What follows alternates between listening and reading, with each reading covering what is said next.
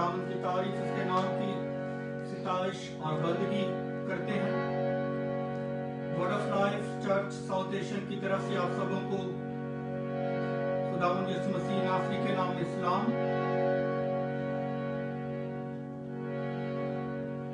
आज खुदावंद की तारीफ में एक कोर्स गाएंगे, जाए किसके पास गुनाहगार, यीशु है जिंदगी, मौत से करता है वो ही पार, यीशु है जिंदगी, जिंदगी रूहानी, जिंदगी गैर फानी, बख्शे अजीब राह है सलीब, ले लो तुम जिंदगी। जावे किसके पास गुनाहगार, यीशु है जिंदगी, जावे किसके पास गुनाहगार, यीशु है जिंदगी,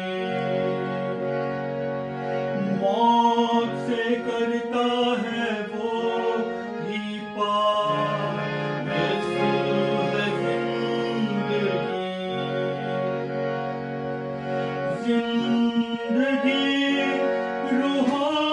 रूहानी, जिंदगी गैर फानी, बख्शे अजीब राह है सलीब, ले लो तुम जिंदगी, ओ बख्शे अजीब राह है सलीब, ले लो तुम जिंदगी। यीशु लेता मैं तेरा नाम, तू ही है जिंदगी, बिल्कुल ना किसे मेरे काम, तू ही है जिंदगी, तुझ पे आसरा मेरा, बंदा हूँ मैं तेरा, तुझ पे आसरा मेरा, बंदा हूँ मैं तेरा, बख्शे अजीब राह है सलीब, ले लो तुम जिंदगी, ओ बख्शे अजीब राह है सलीब, ले लो तुम जिंदगी। हालेलुया, खुदावंद की तारीफ, उसके कदूस नाम की तारीफ, तमजीद और प्रस्तिश होती रहे।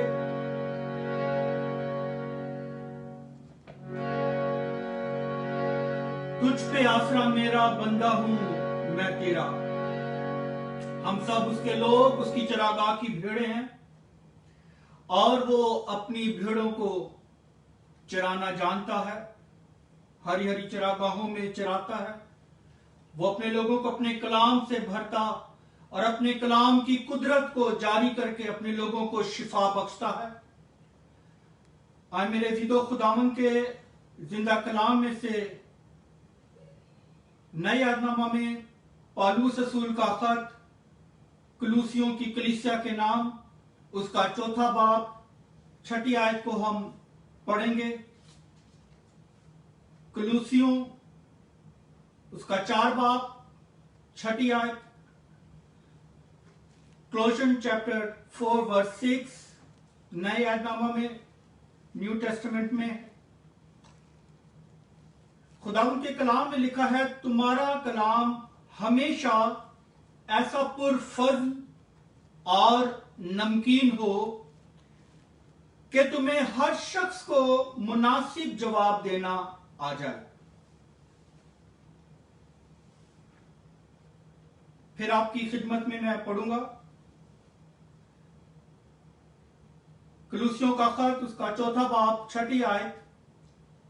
तुम्हारा कलाम हमेशा ऐसा पुरफज़्ल और नमकीन हो कि तुम्हें हर शख्स को मुनासिब जवाब देना आ जाए। तो मेरे अजीजों, आज जिस दौड़ में हम दौड़ रहे हैं, तो जब हम घरानों में, खानदानों में नजर दौड़ाते हैं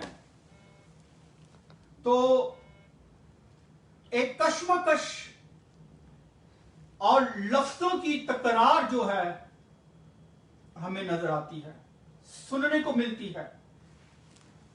और लफ्जों की जो तकरार है, इससे आज घराने, जिंदगियां, खानदान, ये सब इसी लफ्जी तकरार के घेराव में आकर लफ्जी तकरार जो है ये घरानों और जिंदगियों को बर्बाद कर रही हैं।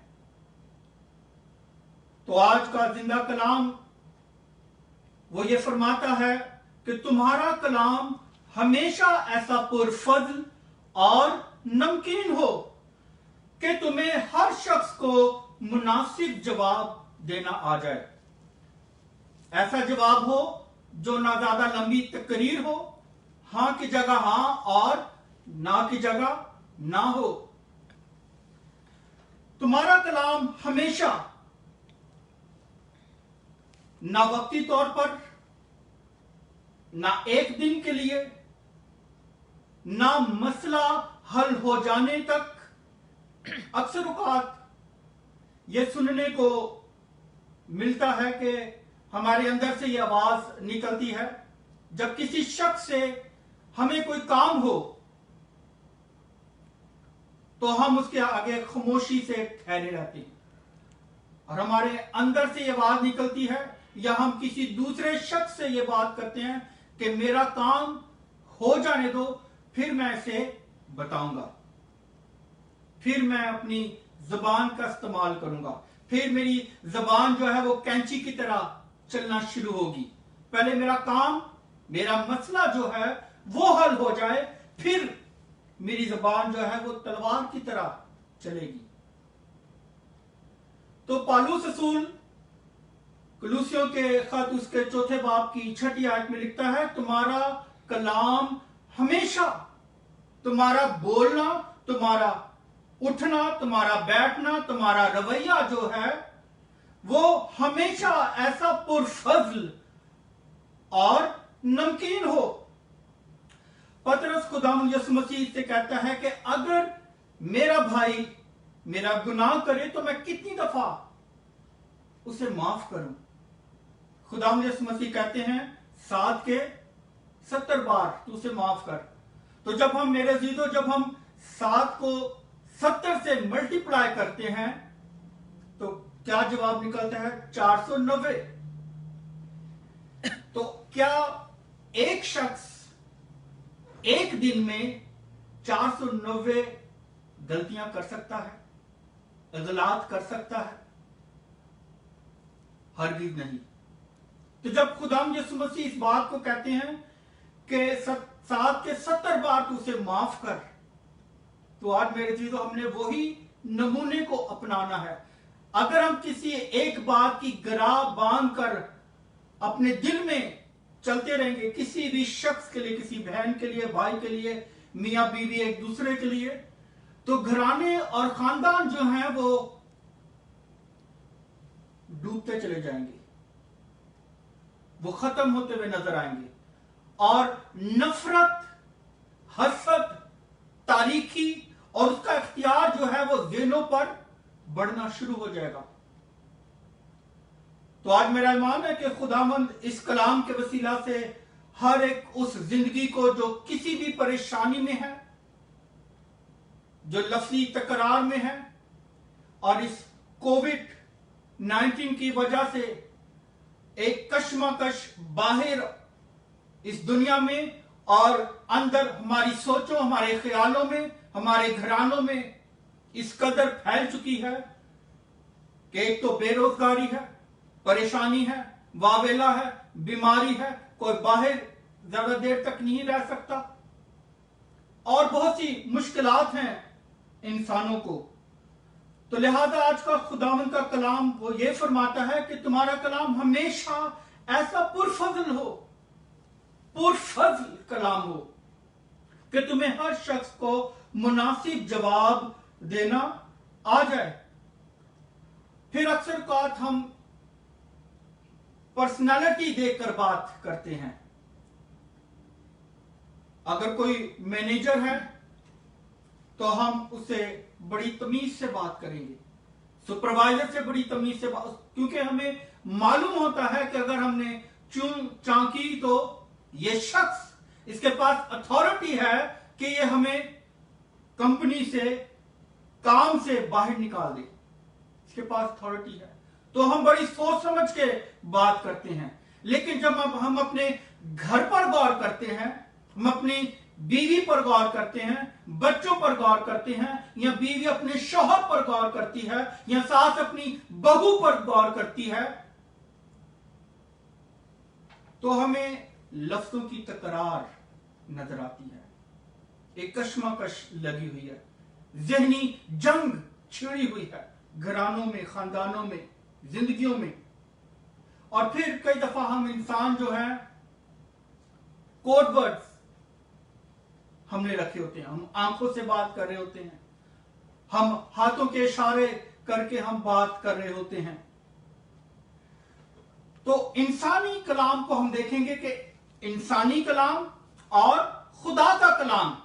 सबसे पहले हम इंसानी कलाम की तरफ गौर करेंगे कि इंसानी कलाम क्या है। जब इंसान बोलता है तो किस तरह की लैंग्वेज उसकी होती है, किस तरह का उसका रवैया होता है, किस तरह की उसकी बातचीत होती है, किस तरह उसके हाथों के इशारे होते हैं। तो हम ये देखेंगे कि इंसानी कलाम, जब इंसान कोई बोलता है तो वो कैसे बोलता है, किस तरह का इंसानी कलाम होता है। तो पहले नंबर पर जब इंसान बोलता है तो वो मायूसी का कलाम बोलता है, फिर डिस्करेज करता है इंसान एक दूसरे को, फिर परेशानी, इंसानी बोली जो है, इंसानी कलाम जो है वो परेशानी का सबब बनता है, फिर इंसानी कलाम जो है वो मौत का सबब बनता है। कुछ ऐसे जुमले, कुछ ऐसी बातें जो है हमारे मुंह से एक तलवार की तरह निकलते हैं, जिससे अगला शख्स जो है मौत मांगना शुरू कर देता है, मौत का सबब बनता है इंसानी कलाम। फिर इंसानी कलाम ठोकर का सबब बनता है, इंसानी कलाम बदनामी का सबब बनता है, इंसानी कलाम जो है वो लानत का सबब बनता है। फिर 9वें नंबर पर इंसानी कलाम जो है, इंसान हर वो बात जो उसके अपने लोगों के लिए होती है, अपने बेटे बेटियों के लिए होती है, वो इंकरेजमेंट के लिए होती है, लेकिन जब वो दूसरे के लिए बात करता है, अपने रिश्तेदारों के लिए कोई बात करता है, तो वो डिस्करेज करता है।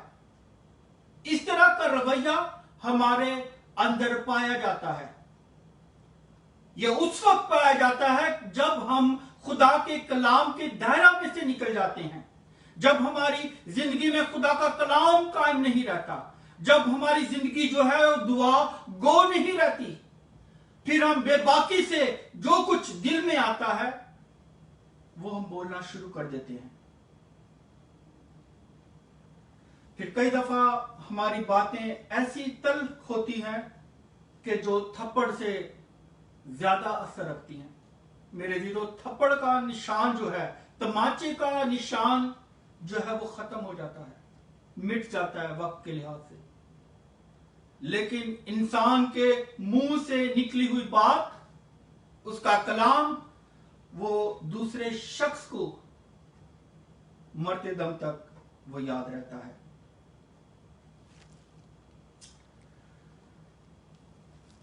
फिर इंसान की जो फितरत है वो अपने बारे में बुरा जो है वो नहीं सुनना चाहता। अगर कोई शख्स जो बुरा नहीं सुनना चाहता और अगर उससे बोला जाए बुरा, उससे कोई बात ऐसी बोली जाए, तो वो दूसरे शख्स का जो है वो दुश्मन बन जाता है। इस तरह की मिसाल जो है हमें बाइबल मुकद्दस में से मिलती है। दूसरा तवारीख उसका 18वां बाब, इस हवाले को हम पढ़ेंगे। दूसरा तवारीख उसका 18वां बाब,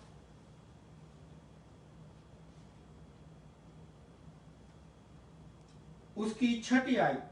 यहां पर वाकया यह है कि अखीब बादशाह जो है वो अपने बारे में बुरी बात नहीं सुनना पसंद करता।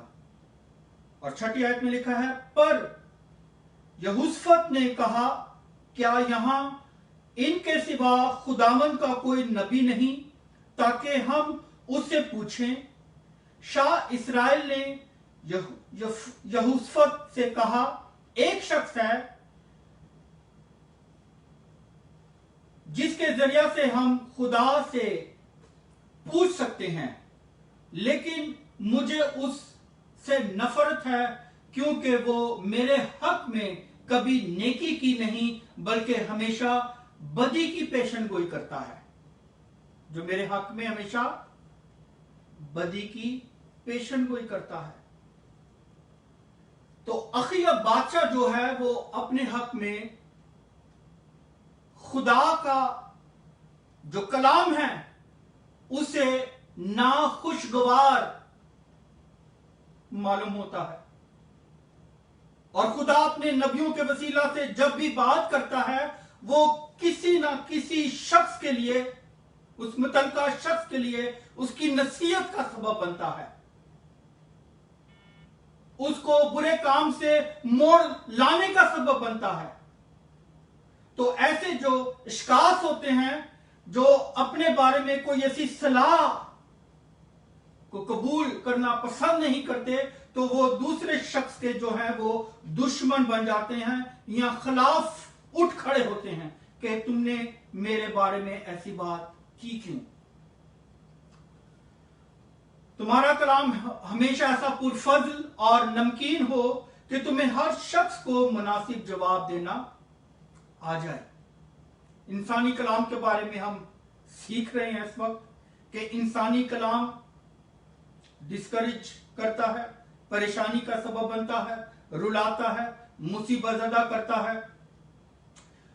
इसी तरह का वाकया जो है गिनती उसके 3रे बाब नंबर्स चैप्टर 13 में बनी इसराइल जो हैं वो मुल्के केनान की तरफ बढ़ चुके हैं। खुदा ने जो अब्राहम से वादा किया कि मैं वो मुल्क तुझे और तेरे लोगों को दूंगा, अब चूंकि वो उस मुल्के केनान के पास आ चुके हैं और खुदा का कलाम मूसा पर नाजिल होता है और खुदा मूसा से कहता है कि तू 12 कबीलों में से 12 ऐसे इश्कास चुन ले और उन्हें मुल्के केनान की तरफ भेज, रवाना कर, वो जासूसी करें ताकि तुम्हें मालूम हो कि वो किस तरह उनका रहन सहन है, किस तरह की उनकी खुराक है, किस तरह तुम उन पर कब्जा कर सकते हो। तो जब ये 12 इश्कास चुन लिए गए, इन्हें भेजा गया ताकि उस मुल्क की जाकर जासूसी करें, मुल्के केनान की। और जब ये वापस लौटते हैं तो जो 10 अशखास होते हैं उनकी गवाही जब सुनने को मिलती है तो सारी कौम पर मायूसी फैल जाती है, बुड़बड़ाहट, कौम के अंदर रोना और दांतों का पीसना कौम के अंदर, और खुदा को कोसना बनी इस्राएल कौम शुरू कर देती है।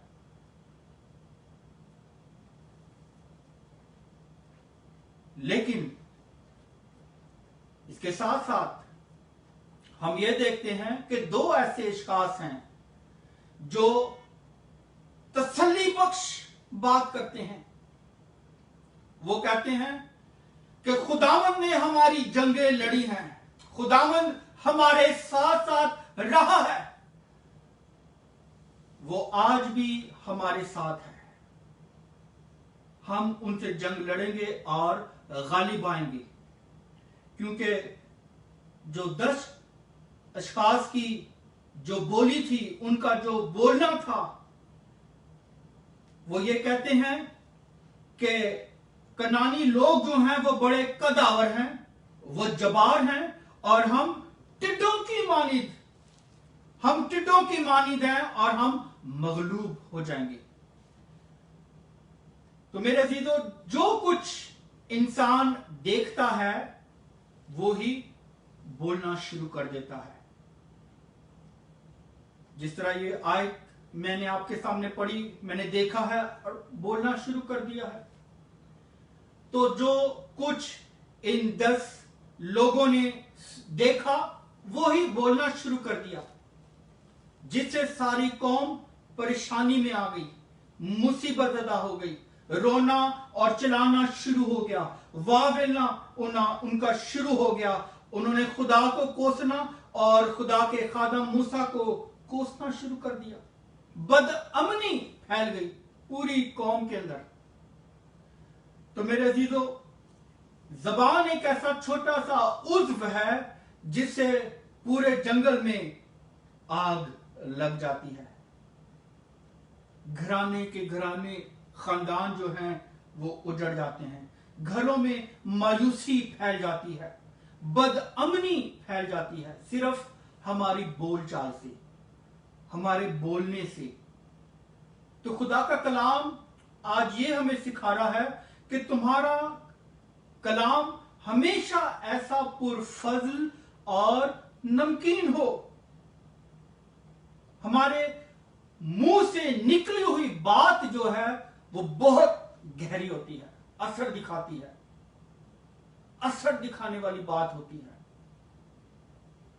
सारपत की बेवा की मिसाल हमारे सामने है। वो एलिया खुदा के खादम से कहती है कि मेरे पास थोड़ा सा आटा है और कुप्पी में थोड़ा सा तेल है, मैं और मेरा बेटा जो है आज इस रोटी को पकाएंगे, खाएंगे और मर जाएंगे। तो क्या उस मां के मुंह से निकली हुई बात पूरी हुई या नहीं हुई? क्या उसका बेटा मरा या ना मरा? मरा। फिर एलिया नबी ने उसे जिंदा किया। हालेलुया। तो मेरे जीतो, आज खुदावन का कलाम घरानों से बात करना चाहता है, शख्सियात से बात करना चाहता है, हर अपने बेटे और बेटी से बात करना चाहता है। आप अपने हालात और वाकयात बदल सकते हैं अपने मुंह के कलाम से, खुदा के कलाम से, खुदा के कलाम के ताबे होकर, अबलीस की सोचों पर गालिब आकर आप इस कलाम की कुदरत के वसीला से अपने हालात पर, अस्तवाजी जिंदगी पर गालिब आ सकते हैं। हालेलुया।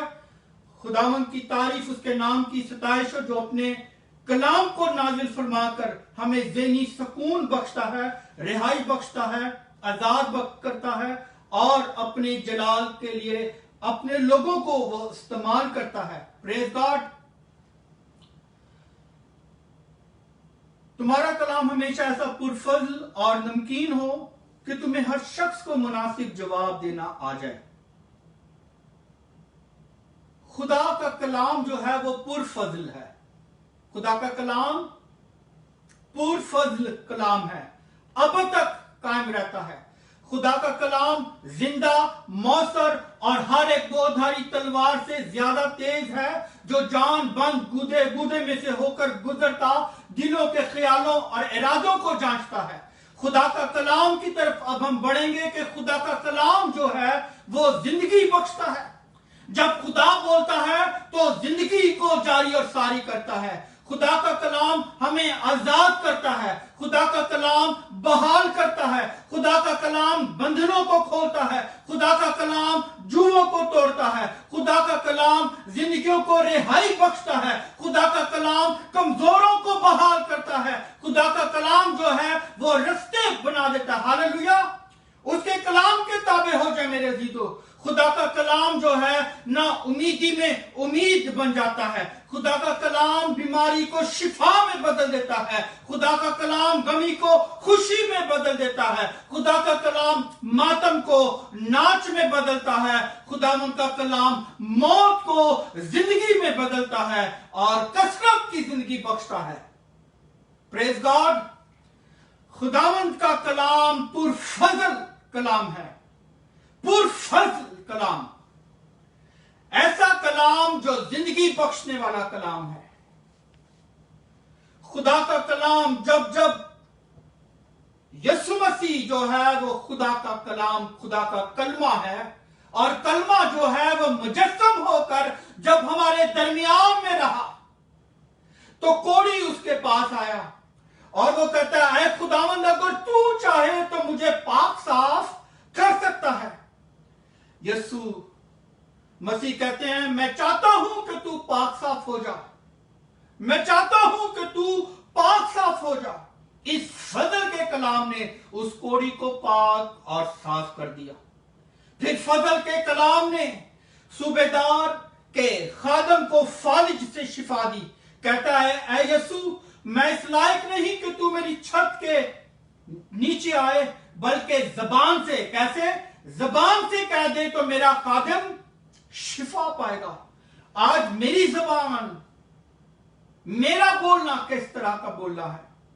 आज मेरी जबान जो है वो कैंची की तरह क्यों चलती है? आज मेरी जबान से पुरफजल कलाम निकलना चाहिए, जिससे घरानों में शिफा के चश्मे जारी हो जाएं, रिहाई के चश्मे जारी हो जाएं। फजल के कलाम ने यार की बेटी को जिंदा किया। लोगों ने यार से कहा, उस्ताद को तकलीफ ना दे, तेरी बेटी मर गई है। गौर से तवज्जो से सुने इस कलाम को मेरे अजीजों। खुदावंद यीशु मसीह के कानों तक यह बात पहुंची कि लोग यार को यह कह रहे हैं कि तेरी बेटी मर चुकी है, अब उस्ताद को यानी यीशु मसीह को तकलीफ ना दे।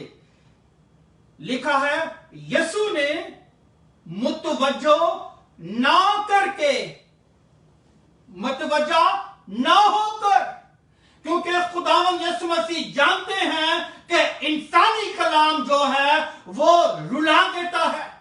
इंसानी कलाम जब जब बोलता है इंसान, वो दुख का सबब बनता है।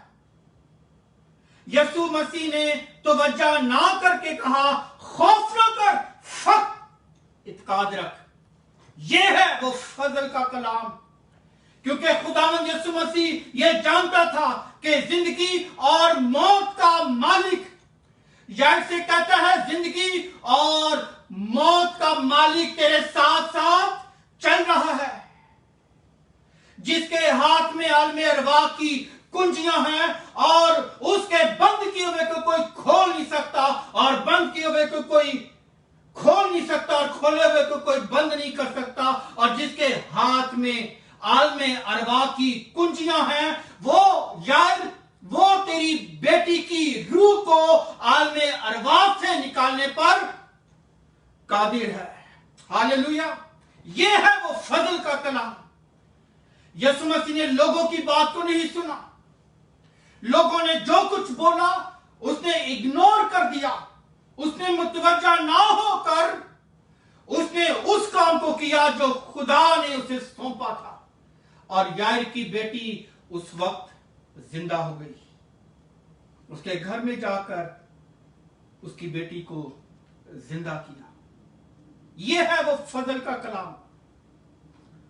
अगर आप अपने मुंह के कलाम को बदल लें आज,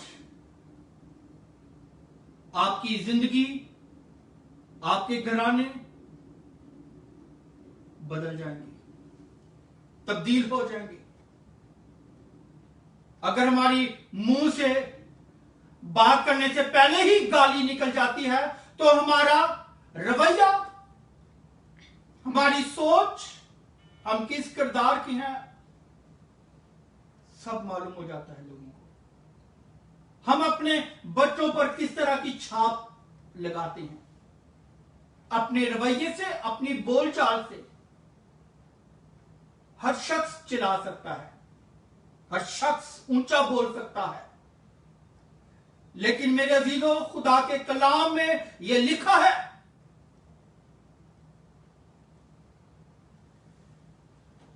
कि मीठी जुबान जो है, धीमी आवाज जो है, वो हड्डी को तोड़ देती है।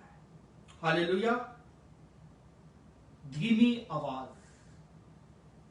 मीठी आवाज हड्डी को तोड़ देती है। वो वही असर रखती है जो ऊंची जुबान से हम बोलना शुरू करते हैं, ऊंची आवाज से बोलना शुरू करते हैं। लेकिन धीमी आवाज, अगर आपको कभी खुदावन की आवाज सुनने का मौका मिले तो उसकी आवाज जो है वो शीरी आवाज है। धीमी आवाज में खुदावन बोलता है। उसकी आवाज को सुने मेरे अजीजों, उसकी आवाज को सुनना शुरू करें। और ये उस वक्त होगा जब आप अपने खानदानों में, घरानों में शख्सी तौर पर दुआया मसवा बना लेंगे और वो मसवा कायम करें, ताकि आप उसकी आवाज को सुने, आपके अंदर उसका किरदार आ जाए। लिखा, वो गाली खाकर गाली ना देता था और दुख पाकर धमकाता ना था, बल्कि अपने आप को सच्चे इंसाफ करने वाले के सुपुर्द करता रहा। तुम्हारा कलाम हमेशा ऐसा पुरफज़ल और नमकीन हो कि तुम्हें हर शख्स को मुनासिब जवाब देना आ जाए। नमक की खासियत नमकीन हो। नमक की खासियत यह है कि वो बू को जो है खत्म करता है, और फिर नमक जो है वो खानों को खुश जायका बना देता है। खुदा ने 3 हिस्से समुंदर रखा और एक हिस्सा जो है खुश्की बनाई। समुंदर का जो पानी है वो नमकीन है, जो सारी दुनिया के गंद को समेटता और उसकी बू को खत्म करता है।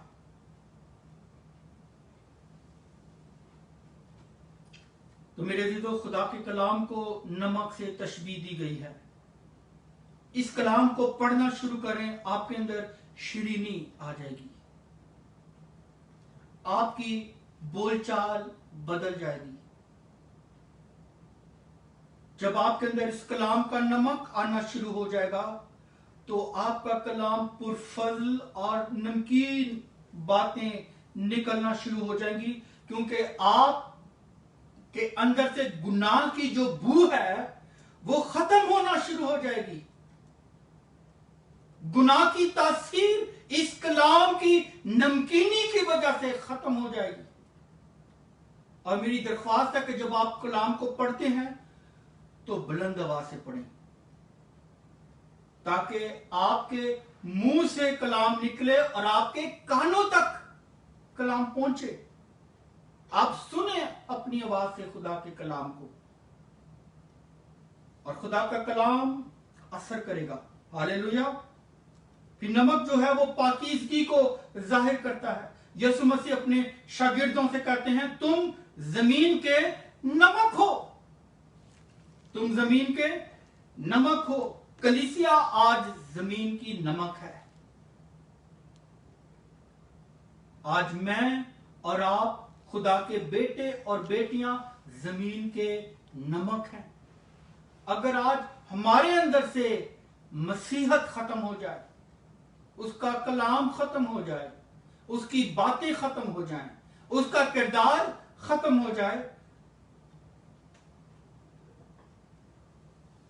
तो कलाम में लिखा है, अगर नमक का मजा जाता रहे तो वो किस चीज से नमकीन किया जाएगा। वो जमीन पर फेंका और आदमियों के पांव तले रौंदा जाता है। पतरस रसूल जो है वो आटे में नमक के बराबर नहीं है। जब ईद पेंतिकोस्त का दिन आया, जब वो रूह से मामूर हो गए, तो पतरस बेबाक होकर कलाम की मुनादी करना शुरू करता है। और मेरे अजीजों, एक दिन एक ही वक्त में 3000 के करीब लोग खुदावंद की कलीसिया में शामिल हो गए, तौबा की लोगों ने। आज हम अपनी जिंदगियों पर गौर करें कि मेरा कलाम, मेरा बोलना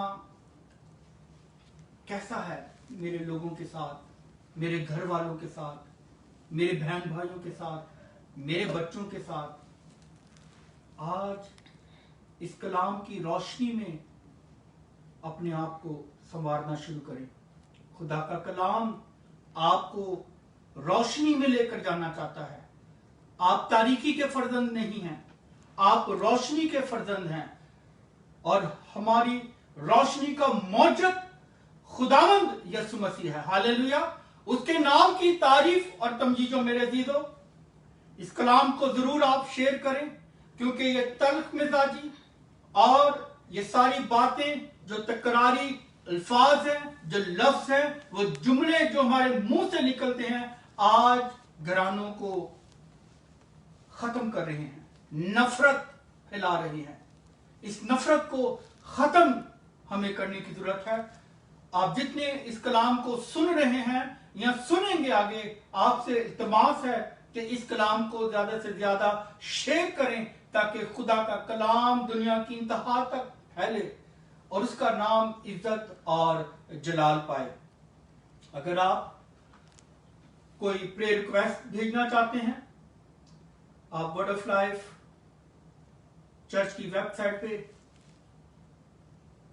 चूंकि आप देख रहे हैं, आप रिक्वेस्ट भेज सकते हैं। हम उन तमाम बहन भाइयों के लिए दुआ करेंगे ताकि घराने बचें, जिंदगियां बचें, मेल मिलाप हो, मियां बीवी से तकरार खत्म हो, बच्चों से तकरार खत्म हो, घरानों में लड़ाइयां झगड़े खत्म हो। अगर कोई और बीमार है, वो आप रिक्वेस्ट भेज सकते हैं ताकि खुदावंद का कलाम आपके घरानों को, उसका फरिश्ता आपकी हिफाजत करे, उसका कलाम आपकी हिफाजत करे। आप रिक्वेस्ट भेज सकते हैं। इसी के साथ आप अपने हदिया से खुदावंद की ताजीम कर सकते हैं।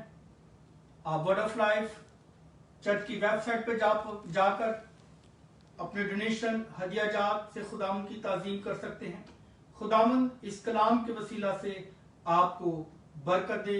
आए खुदावंद की सिखाई दुआ में शामिल होंगे। आए हमारे बाप, तू जो आसमान पर है, तेरा नाम पाक माना जाए, तेरी बादशाही आए, तेरी मर्जी जैसे आसमान पर पूरी होती है, जमीन पर भी हो। हमारे रोज की रोटी आज हमें बख्श दे, जिस तरह हम अपने कर्जदारों को माफ करते हैं।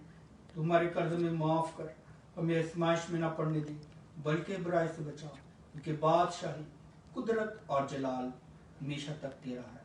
आमीन। अब हमारे खुदा यीशु मसीह का फजल, खुदा बाप की मोहब्बत, पाक रूह की रफाकत और शराकत हम सबों के साथ, दुनिया के कुल मुकस्सीन के साथ अब से लेकर हमेशा तक होती रहे। आमीन। Praise God.